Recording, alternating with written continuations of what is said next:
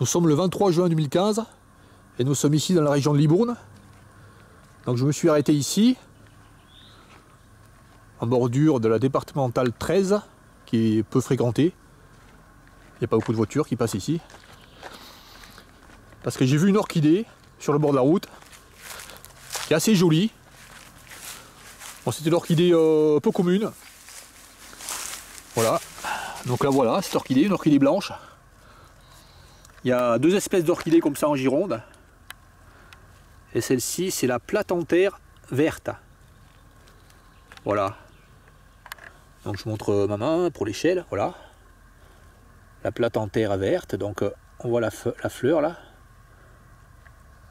Avec du vert en bas là. Voilà.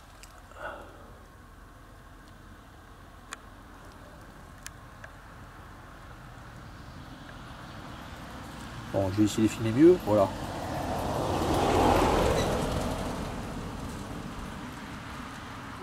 Voilà. Bon, cette orchidée sent très bon, ça sent le citron. En fait, elle a la particularité de sentir quand le soir arrive. Surtout quand le soir arrive, voilà. Ah voilà, c'est bon, là, on voit bien de près. Donc je filme bien de près pour bien identifier la fleur. Voilà. Donc on reconnaît la Platanthère verte. Voilà. Et là en bas les fleurs, les feuilles. Il y a deux feuilles principales là pour celle-là. Donc je montre la taille des feuilles. Et deux petites feuilles là. Puis une minuscule en haut là. Donc le long de la taille cette orchidée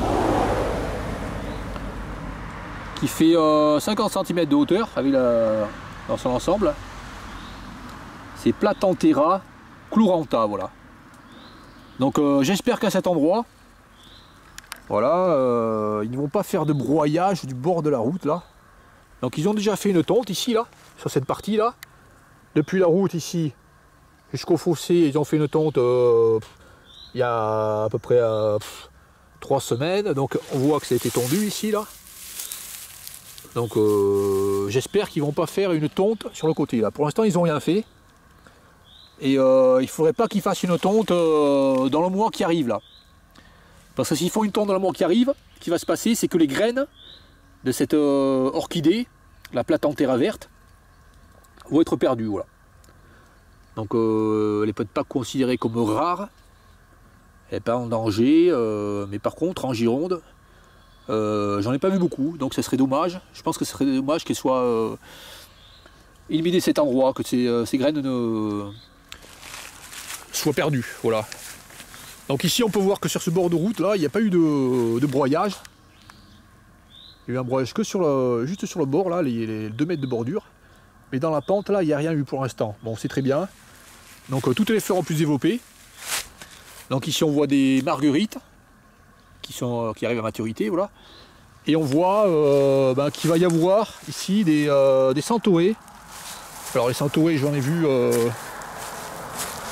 Voilà, il va y avoir des centaurées là, beaucoup de centaurées qui vont fleurir. Là, et aussi j'ai vu une autre orchidée, je vais la chercher là. J'ai vu une orchidée qui était au stade de fruits verts, donc il faut absolument pas qu'elle soit que cet endroit soit broyé. Je sais pas quelle est l'espèce d'orchidée par contre. Je l'avais pas vue avant.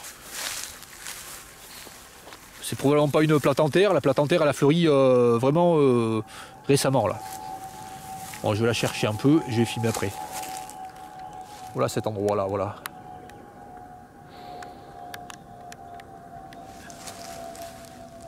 Voilà, je vous montre pour qu'on reconnaisse bien, si je viens refilmer plus tard.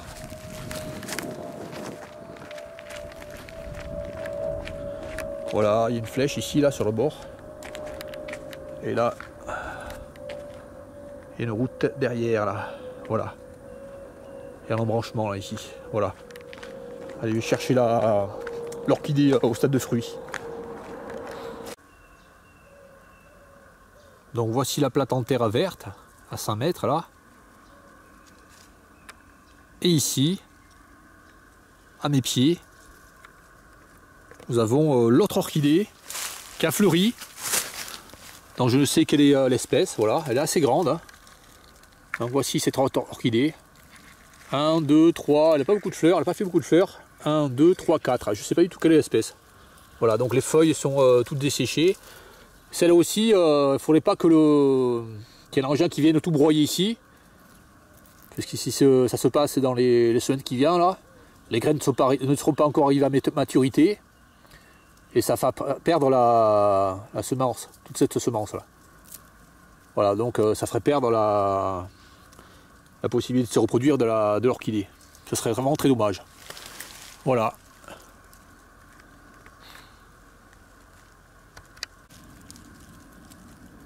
Voilà, ici je vais juste arrêter de filmer, là j'entends du bruit là dans les broussailles. Et juste à côté là, je vois un petit Lucanus cervus. Voilà, un petit Lucanus cerf-volant, une petite taille, celui-là il fait 5 cm, hein, c'est pas très grand. Hein.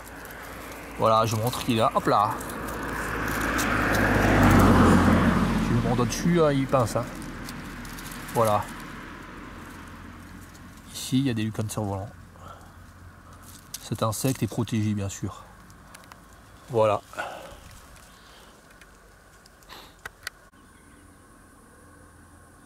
C'était en bordure de la D13, près du Libourne, et il est 21h45.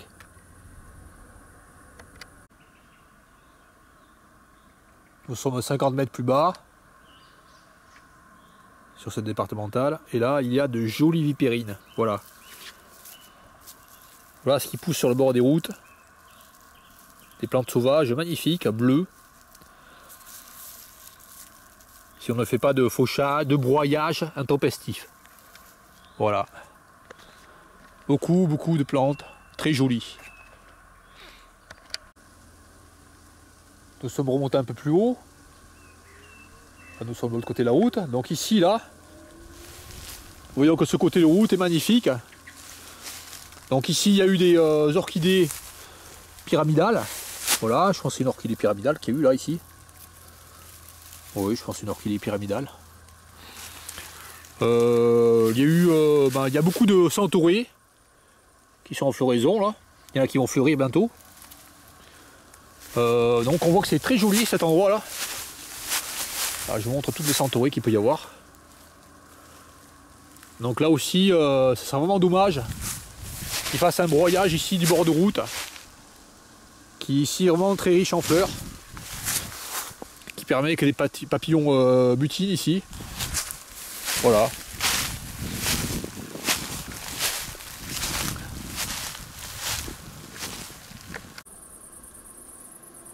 Et également dans le fossé, nous trouvons de magnifiques oseilles qui sont montées en fleurs là. Donc ça fait des fleurs d'un rouge vif. C'est vraiment magnifique. C'est très agréable de se promener à cet endroit. Voilà, nous sommes sur cette même route, la D13, environ 500 mètres plus loin. Et là nous pouvons voir que la beauté naturelle n'est pas du goût de tout le monde. Alors devant des propriétés ici, il y a de l'herbe qui est mise en bouillie, voilà. Alors là nous avons une soupe d'herbe pourrie. Donc là cette soupe d'herbe pourrie, ça va dévallonner dans la descente là. Ça va aller dans la rivière qui est en bas. Et toute cette eau pourrie là va se retrouver dans la Dordogne. Voilà. En plus, ici un peu plus loin, je soupçonne vraiment qu'il y ait du glyphosate qui était mis sur le bord là. Je sais pas comment ça peut être aussi. Je vois pas comment ça peut être aussi avec la terre à nu. Donc ici, je pense aussi que du glyphosate a été mis. Voilà. Dans un endroit, il y a de l'eau qui coule. Voilà. Ici, de l'eau coule et ici, du glyphosate très certainement a été mis. Voilà. Et là, on peut s'apercevoir que de l'autre côté de la route, c'est pareil. Le fossé, tout a été désherbé à fond là, voilà. Et là bien sûr, tout autour de la propriété, voilà. C'est très classique, c'est comme ça partout, enfin à plein d'endroits. Donc en fait c'est en fonction des propriétaires. Là, on peut voir de ce côté là, que pareil, ça continue en terre mise à nu, puisque le glyphosate a été mis. Par contre, la propriété à côté, on s'aperçoit que la végétation est entièrement sauvage. Donc je ne comprends pas tellement pourquoi les gens ils viennent mettre du glyphosate sur les bords des routes, alors que en fait il y a des organismes qui viennent faire le broyage de l'herbe de toute façon. Même s'ils font rien, les gens, il y a quand même un service qui vient broyer l'herbe. Là on voit que ça a été coupé là, 1 mètre à peu près d'herbe, après ils s'occupent de ça. Donc il y a des gens qui mettent du glyphosate pour rien, voilà. Ça ne sert strictement à rien de faire ça, c'est stupide. En plus c'est totalement illégal. Voilà.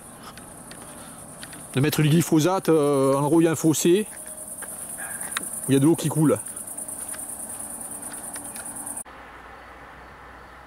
Voilà, 3 km plus loin, sur cette D113, nous avons un frêne. Donc ici un frêne avec des graves blessures, hein, comme d'habitude. Enfin, qu'on met très souvent sur les arbres en bord des routes. Et là nous avons un champion du glyphosate. Donc là, juste dans cette propriété, là, un endroit, la terre est à nu tout le temps. Là je remarque que depuis quelques années c'est comme ça tout le temps. Il n'y a jamais eu de seule herbe ici. Donc nous voyons ici qu'il y a un fossé avec l'eau qui circule dedans. Donc ici, du glyphosate partout, voilà. Glyphosate, glyphosate, glyphosate. Donc on voit que là les services tondent. Et malgré tout, du glyphosate est mis, voilà. Après, quand nous avons dépassé cette propriété là, alors là, glyphosate, glyphosate, glyphosate partout. Broyage aussi également. Je ne sais pas si c'est le propriétaire qui broie. Voilà, voilà. Et après là, devant l'autre propriété, plus de glyphosate, voilà. C'est simplement de l'herbe en bouillie qui fait une herbe riche en azote, qui fait de l'eau riche en azote, qui fait de l'eau pourrie, qui coule là, qui va couler dans les ruisseaux. Donc ça va être une eau finalement avec du glyphosate, riche en azote, qui va faire que l'eau va être trop riche dans les ruisseaux, qui va appauvrir la Dordogne et la Garonne à l'oxygène, voilà. Et après on peut s'apercevoir que tout le long, après là, il n'y a plus de glyphosate. Jusqu'à d'autres propriétés à quelques kilomètres là. Où il y a vraiment, de ce côté de la route là, où il y a vraiment du glyphosate à fond. Voilà.